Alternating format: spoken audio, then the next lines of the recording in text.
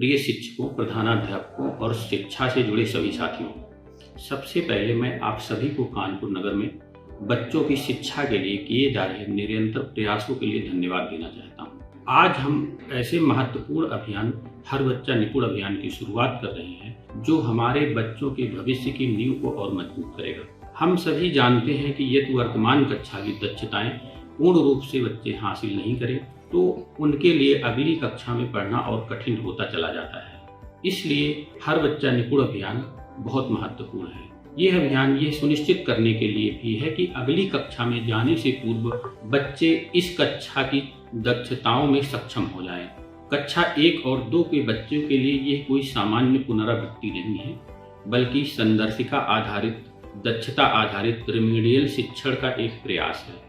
इस अभियान में आपको निपुण प्लस ऐप, शिक्षक संदर्शिका और कार्यपुस्तिका आधारित रिमेडियल चेकलिस्ट के माध्यम से पूरा सहयोग मिलेगा कि किस बच्चे को क्या सीखना है, कैसे किसको सिखाना है, किस क्रम में सिखाना है। साथ ही आपकी सहायता के लिए संदर्शिका आधारित लक्षित कार्य पुस्तक भी दैनिक रूप से साझा किए जाएंगे, जिनका उपयोग करके आप बच्चों की दक्षताओं में और अधिक प्रभावी ढंग से सक्षम बना सकेंगे। मुझे पूर्ण विश्वास है कि हमारे सभी शिक्षक साथी इस अभियान में पूरे उत्साह और ऊर्जा के साथ प्रतिभाग करेंगे और यह सुनिश्चित करेंगे कि एक भी बच्चा पीछे ना छूटे। आइए मिलकर इस अभियान को हम सभी सफल बनाएं। धन्यवाद। हम लोग जनपद में हर बच्चा निपुण अभियान के तहत इस बार जो बच्चों में निपुण प्लस ऐप एसपीओ से जो हमें दिया गया है, उससे हम फरवरी से मार्च के बीच में असेसमेंट कराएंगे और असेसमेंट करा के जिस दक्षता में बच्चे की लर्निंग गैप कम होगा उसमें एक अभियान चलाएंगे तेजी से, उसको रेमिडियल टीचिंग के माध्यम से इसे दूर करेंगे, जिससे अगली कक्षा में जब हमारे अप्रैल में बच्चे पहुंचेंगे तो उनका लर्निंग गैप कम करते हुए जो वास्तविक दक्षता है उसके कक्षा के अनुरूप वो हम लाने का प्रयास करेंगे। और ये हम चाहेंगे कि 1 अप्रैल से जब हमारा नया सेशन शुरू हो तो उसमें ये बच्चे एज अप्रोप्रिएट नामांकित होकर स्कूलों में, जैसे आधारशिला हमें शिक्षक संदर्शिका शुरू करनी है, अप्रैल के प्रथम सप्ताह से ही शुरू कर पाए और ये गैपिंग जो कम कर लेंगे हम लोग तो इसमें लाभकारी होगी। सभी शिक्षक साथियों को मेरा नमस्कार। मैं राजेश यादव, SRG कानपुर नगर। जैसा कि आपको ज्ञात हो चुका है कि हम लोग जनपद में हर बच्चा निपुण अभियान की शुरुआत करने जा रहे हैं, जिसमें जनपद से टीम SRG और आपके विकास खंड के ARP महत्वपूर्ण भूमिका में होंगे, आपके सहयोग के लिए होंगे। आज हम विशेष रूप से चर्चा करने वाले हैं कि इस अभियान के चरण क्या होंगे और किस ढंग से आपको काम करना है। अभियान के लिए अभी से आप सभी को मेरी शुभकामनाएं। नमस्कार साथियों, जनपद कानपुर नगर में हम लोग एक महत्वपूर्ण अभियान की शुरुआत करने जा रहे हैं। इसका नाम है हर बच्चा निपुण अभियान। आज हम सब चर्चा करने वाले हैं कि इस हर बच्चा निपुण अभियान की आवश्यकता क्यों है, उसकी समय सीमा क्या होगी और कौन कौन सी गतिविधियों पर हम काम करने वाले हैं। सबसे पहले हम बात करते हैं कि इस अभियान की आवश्यकता क्यों। जैसा कि आप जानते हैं कि मार्च के बाद सत्र परिवर्तित हो जाएगा, बच्चे अगली कक्षाओं में चले जाएंगे। तो अभी का ये जो चरण है ये बच्चों की बुनियादी दक्षताओं को सुदृढ़ करने का अंतिम अवसर है। यदि इस कक्षा में दक्षताएं विकसित नहीं हो पाएंगी तो आगे की कक्षाओं में सीखने की खाई और गहरी होती जाएगी और बढ़ती हुई कक्षाओं में रिमेडियल के अवसर जो होते हैं वो अक्सर सीमित हो जाते हैं, क्योंकि वहां पर पाठ्यक्रम का दबाव, विषयों की संख्या और परीक्षा पे केंद्रित हो जाते हैं बच्चे। तो उच्च कक्षाओं में व्यक्तिगत या समूह आधारित सुधार के लिए समय और संसाधन दोनों ही कम हो जाते हैं। इसलिए बहुत आवश्यक है कि प्रारंभिक कक्षाओं में ही हम सुधार करें, क्योंकि यही व्यवहारिक है। और जब बच्चे दक्षताएं हासिल नहीं करते हैं तो उनके ड्रॉप आउट होने या अनियमित होने का जोखिम बढ़ता जाता है। और जो बच्चे लगातार पिछड़ते रहते हैं, सीखने में सफलता का अनुभव नहीं कर पाते, तो विद्यालय आना उनके लिए बोझ हो जाता है और ऐसे में अनियमित उपस्थिति, कक्षा का दोहराव और अंततः विद्यालय छोड़ने का जोखिम बढ़ जाता है। तो आज हम लोग समझते हैं कि इस 6 सप्ताह के हर बच्चा निपुण अभियान की समय सीमा क्या है, समय रेखा क्या है। इसको हम फरवरी और मार्च के बीच में आयोजित करने वाले हैं और जो 6 सप्ताह का कार्यक्रम होगा इसमें कुछ महत्वपूर्ण चरण हैं, जैसे आकलन करना बच्चों का और उनका समूह निर्धारण करना। तो 16 फरवरी से 21 फरवरी के बीच में हम लोग कक्षा 1 और 2 के सभी बच्चों का निपुण प्लस ऐप पर आकलन सुनिश्चित करेंगे। यह लगभग हमारे पास 1 सप्ताह का टाइम है। इसमें हम एक बेसलाइन टेस्ट करने वाले हैं और वो किस पे होगा, निपुण प्लस ऐप पे। और उस बेसलाइन टेस्ट के अकॉर्डिंग हम लोग बच्चों को समूह A और समूह B में बांटेंगे, जैसा आप हमेशा करते आए। सबसे बड़ी खूबसूरती इस पूरे प्रोग्राम की, इस पूरे अभियान की यही है कि ये जो हम संदर्शिकाएं यूज कर रहे हैं, जो हम कार्यपुस्तिकाएं यूज कर रहे हैं, उनके साथ फुल्ली अलाइंड है। आपको नया कोई भी मटेरियल यूज नहीं करना है, उसके साथ ही काम करना है। तो सबसे पहले हम बेसलाइन टेस्ट करेंगे 16 से 21 फरवरी के बीच में। फिर हम समूह बी के बच्चों के साथ रिमेडियल कार्य करेंगे, जो हमारा चलेगा 23 फरवरी से 7 मार्च तक। इसके लिए ना हम आपको एक चेकलिस्ट भी प्रोवाइड कराएंगे। उस चेकलिस्ट के आधार पर आपको उन कक्षाओं का, उन समूहों का रिमेडियल शिक्षण करना। 23 फरवरी से 7 मार्च तक काम करने के बाद हम पुनः एक बार मिड लाइन टेस्ट करेंगे, जस्ट टू चेक कि हमारे बच्चों में कितना इंप्रूवमेंट आया। उसके आधार पे हम फिर से उन बच्चों का समूहन करेंगे, उनको ए और बी में विभाजित करेंगे। ये प्रक्रिया हम 9 मार्च से 12 मार्च के बीच में करेंगे। जब हम ये मिड लाइन टेस्ट करेंगे, इसके बाद हम फिर से जो हमारे समूह ए में बच्चे आएंगे हमारे मिड लाइन असेसमेंट के बाद में, उनके साथ फिर हम 13 मार्च से 25 मार्च तक फिर से रिमेडियल करने वाले हैं। और फाइनली हम 26 मार्च से 31 मार्च के बीच में बच्चों का फाइनल असेसमेंट, जिसको आप एंड लाइन असेसमेंट करेंगे, वो भी हम निपुण प्लस ऐप पे करेंगे। तो इस तरह ये 6 सप्ताह की प्रक्रिया है। अब समझना यह है कि अगर हम इस अभियान में जुड़ रहे हैं, हर बच्चा निपुण अभियान, तो इस 6 सप्ताह के अभियान को इस प्रकार से क्रियान्वित करना है, कैसे लागू करना है अपनी कक्षाओं में, अपने विद्यालयों में। तो जैसा कि मैंने पहले भी बताया, इस अभियान में 3 हमारे आकलन के चरण हैं। पहला बेसलाइन टेस्ट, जो हम 16 फरवरी से 21 फरवरी को कर रहे हैं। फिर मिड लाइन टेस्ट, जो हम 9 मार्च से 12 मार्च कर रहे हैं। और फिर हम एंड लाइन असेसमेंट, जिसको हम अंतिम आकलन कहेंगे इस सत्र का, इस कक्षा का, वो 26 मार्च से 31 मार्च के बीच में। और जैसा कि मैंने बोला कि आपको बच्चों को, चाहे वो बेस लाइन हो चाहे वो मिड लाइन हो, दोनों ही असेसमेंट में ए और बी ग्रुप में विभाजित करना है। तो आप पिछले सत्र से करते चले आ रहे हैं। वो बच्चे जो 75% से ज्यादा प्रश्नों के उत्तर दे पाएंगे, जिनका स्कोर 75% से ज्यादा होगा, वो ग्रुप बी में रहेंगे। और वो बच्चे जो 75% से कम अंक ला रहे हैं, उनको हम ग्रुप ए में रखेंगे और उनके साथ हम रिमेडियल की प्रक्रिया पर काम करेंगे। अब रिमेडियल पे काम करने के लिए जो हम 23 फरवरी से 7 मार्च के बीच में और 13 मार्च से 25 मार्च के बीच में करेंगे, उसके लिए एक चेकलिस्ट आपको जनपद स्तर से उपलब्ध कराई जाएगी। उसी चेकलिस्ट का उपयोग करते हुए आपको कक्षा में रिमेडियल शिक्षण करना है, और ये समूह ए के बच्चों के साथ हमें करना होगा। ये एक उदाहरण है, एक सैंपल है चेकलिस्ट का, जिसमें हम आपको भाषा और गणित कक्षा 1 और कक्षा 2 के लिए चेकलिस्ट उपलब्ध करा रहे हैं।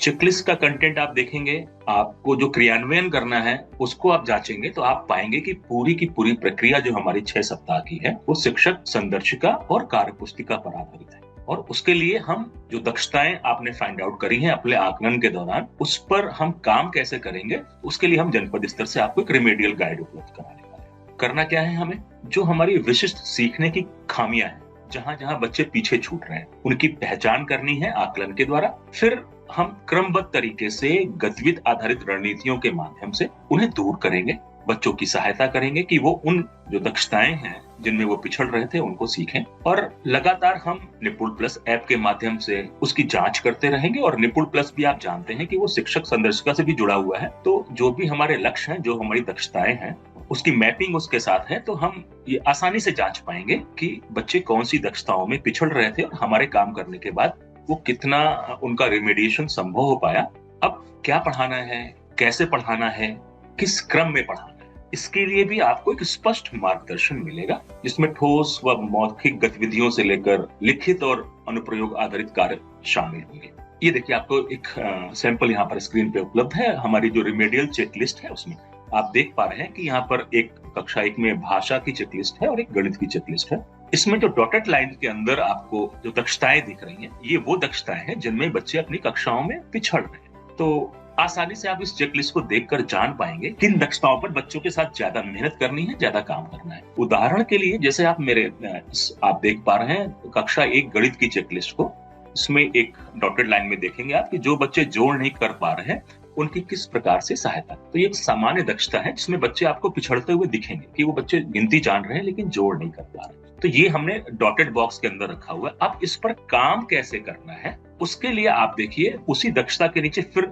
इस स्लाइड में आप एक डॉटेड बॉक्स देख पा रहे होंगे कि हमारे चरण क्या होंगे चेकलिस्ट पे। वो हम उन चरणों का पालन करते हुए इन दक्षताओं को बच्चे को सिखाने की बात करेंगे।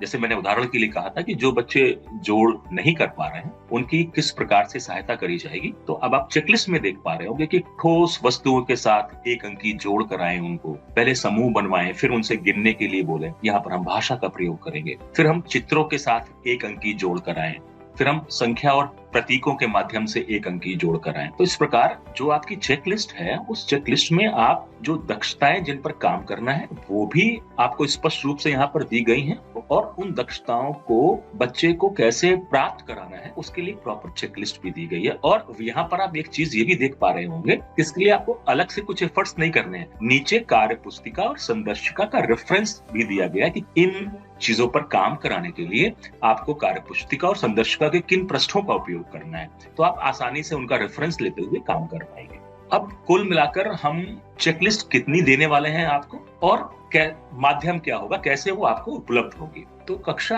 1 में हमारे 2 पृष्ठ होंगे हिंदी के लिए, यानी 2 चेकलिस्ट होंगी हिंदी भाषा की, और 2 चेकलिस्ट होंगी गणित के लिए। ठीक इसी प्रकार से कक्षा 2 के लिए भी हमारी 2 चेकलिस्ट होंगी हिंदी भाषा के लिए, और हमारी 2 चेकलिस्ट होंगी गणित के लिए। कुल मिलाकर हम कक्षा 1 और 2 के लिए आपको 8 पृष्ठ की चेकलिस्ट देने वाले हैं, जिसमें 4 हिंदी की होंगी और 4 गणित की होंगी।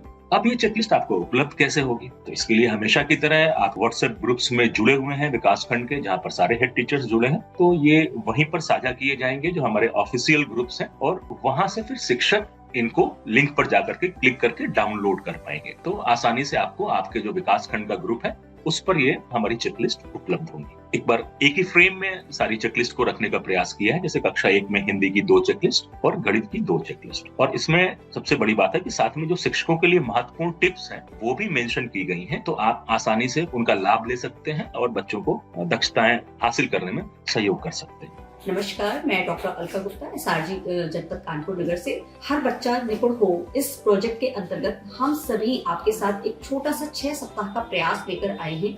इस प्रयास के अंतर्गत आप देखेंगे कि सर्वप्रथम शिक्षक को जो कक्षा 1 और कक्षा 2 में पढ़ने वाले बच्चे हैं उनका एक बेस लाइन असेसमेंट करना है निपुण प्लस ऐप की मदद से। इस असेसमेंट के माध्यम से हम ये जानने की कोशिश कर रहे हैं कि कक्षा के अनुरूप ऐसी कौन सी दक्षता भाषा और गणित की छूट रही है जिसमें अभी भी बच्चा कक्षा के अनुरूप नहीं आ पाया है। जैसे ही हम इस पर अपना परिणाम जान लेते हैं कि कौन सा बच्चा किस किस दक्षता पर छूट रहा है, हम उसके साथ 6 सप्ताह की कार्य योजना जो कि उपचारात्मक होगी उस पर काम करना चाहेंगे। मैं अपने प्रत्येक शिक्षक साथी से जो कक्षा 1 और कक्षा 2 के बच्चों के साथ काम कर रहा है उसको ये सुझावित करना चाहती हूँ कि आप इस 6 सप्ताह की कार्य योजना पर देखेंगे कि आपका बच्चा किस दक्षता पर काम नहीं कर पा रहा है। यदि आप देख रहे हैं कि आपकी कक्षा के अमुक बच्चे को इस दक्षता पे काम करना है, तो आप संदर्शिका में जो सुझावित प्रश्न संख्या है और जो आपकी कार्य पुस्तिका है उस पे सुझावित प्रश्न संख्या पे जाएंगे और उस पर काम करने का बच्चे के साथ प्रयास करेंगे। अगेन हम बच्चे के साथ एक मिड लाइन असेसमेंट करना जा रहे हैं, और उस मिड लाइन असेसमेंट में आप पाएंगे कि बच्चे ने या तो उस दक्षता पर पूर्ण रूप से कार्य कर लिया है या फिर अभी आपको उसके साथ थोड़ा और काम करना बाकी है। पुनः हम जो संदर्शिका है, जो कार्य पुस्तिका है, उसके सुझावित प्रश्न संख्या पर जाएंगे और बच्चे के साथ मिलकर उस पर कार्य करेंगे। इसके बाद हम एंड लाइन असेसमेंट पर काम करेंगे और देखेंगे कि बच्चे ने या तो दक्षता अभी भी पूर्ण रूप से प्राप्त कर ली होगी या कुछ प्रतिशत उसका बाकी रह गया होगा। तो हम इस प्रकार से बच्चे के साथ उपचारात्मक शिक्षण पर काम करेंगे।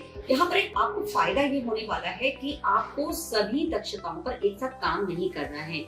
केवल बच्चे के साथ जिस दक्षता पर वो रुका हुआ है या उसकी अभी सफलता पूरी तरह से प्राप्त नहीं की पाई है, तो उस पर आप उसके साथ काम कर पाएंगे।